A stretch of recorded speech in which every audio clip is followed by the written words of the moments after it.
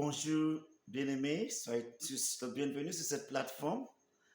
Je m'appelle Pasteur Formelisinus Gatop de Glorious Gospel Ministry. Et ce matin, nous allons parler sur le thème de la volonté de Dieu concernant la guérison. La volonté de Dieu concernant la guérison. Si quelqu'un est malade, qui doit venir écouter cette parole très profondément. Et nous allons lire dans le livre de Romains chapitre 5, verset 12.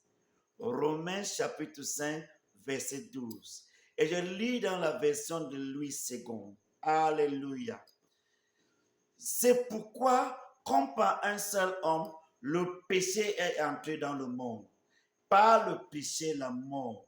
Et que ainsi, la mort est attendue sur tous les hommes, parce que tous ont péché. Alléluia. La mort est étendue sur tous les hommes, parce que tous ont péché. Bien-aimés, plusieurs croyants en Christ pensent que le salut se limite à la rémission du péché. Mon frère, c'est vrai, ce n'est pas vrai. Cependant, le salut est un paquet qui inclut tout. Alléluia. Celui qui a reçu le salut a reçu également tout ce qui se rapporte dans la vie. Alléluia. Le salut inclut tout. C'est un paquet complet. C'est un paquet complet. Bon, le mot sauver est un verbe grec souzou. Souzou qui fait allusion au salut complet. Alléluia. Le salut de l'esprit, de l'âme et le corps. Le nom dérive de souzou. Alléluia. Le nom dérivé de souzou est soteria. Soteria qui signifie salut. Souzou signifie être préservé, rendu entier, délivré, guéri. Bien aimé, imagine tout ce qui signifie salut. Alléluia. Il signifie être préservé. Nous sommes cachés avec Christ en Dieu. Et rendu entier, nous sommes complètement guéris, délivrés, guéris. La guérison ne peut être exclue de salut. Ne peut être exclue de salut. Mon frère, crois en Jésus-Christ et le confesser dans ta vie comme ton Seigneur signifie que vous croyez à ce qui le sauveur, à ce que vous croyez au sauveur. Bon, le nom de Jésus-Christ, dans le langue hébraïque, signifie le sauveur. Dans le livre de Matthieu, chapitre 1, verset 21, et il est donc impossible de croire que lui, comme sauveur, sans croire en lui comme guérisseur. Dans Matthieu, chapitre 1, verset 21, la Bible déclare qu'il est le sauveur. Bon, il est donc impossible de croire en lui comme sauveur, sans croire en lui comme guérisseur. Tu comprends ce que je dis? Amen. Et si la guérison corporelle est comprise dans l'œuvre rédemptrice de Jésus-Christ, alors la guérison physique ne résulte pas dans l'acte souverain. Alléluia. Ne résulte pas dans l'acte souverain de Dieu qui vient intervenir en faveur de celui qui croit en lui afin d'être guéri. Bien plus, c'est le droit des rédempteurs. Ça veut dire que tout ça inclut dans ce paquet, mon frère. La guérison divine se retrouve dans la rédemption en Christ. Si Dieu n'a pas épargné son Fils Jésus, et il nous a livrés pour nous tous, comment avec lui ne nous donnera pas toutes choses? C'est ce que la parole de Dieu dit.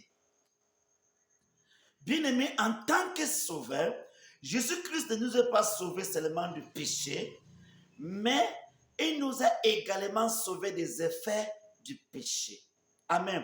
S'il ne l'avait pas fait, alors le salut serait incomplet. Et dit que Jésus-Christ est sauveur et prétend de la guérison, prétend que la guérison n'est pas faite pour aujourd'hui, c'est présenter Jésus-Christ comme un sauveur incompétent. Alléluia.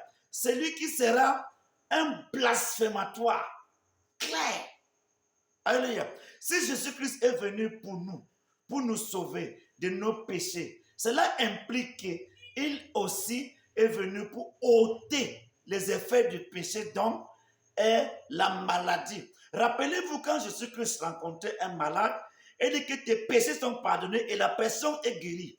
Parce que la maladie se cache derrière le péché. Dès que tu enlèves le péché, la maladie est exposée et il part.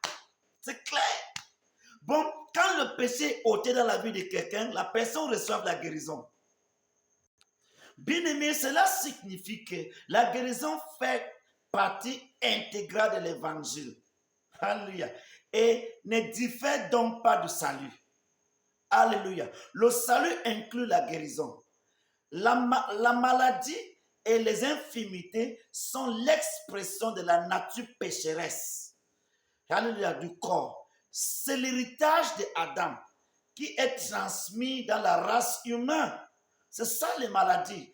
La peur, la doute, les incrédulités, les dépressions, les maladies, la pauvreté sont des expressions de la mort. Et ce sont tous entièrement venus dans le péché d'Adam. Alléluia.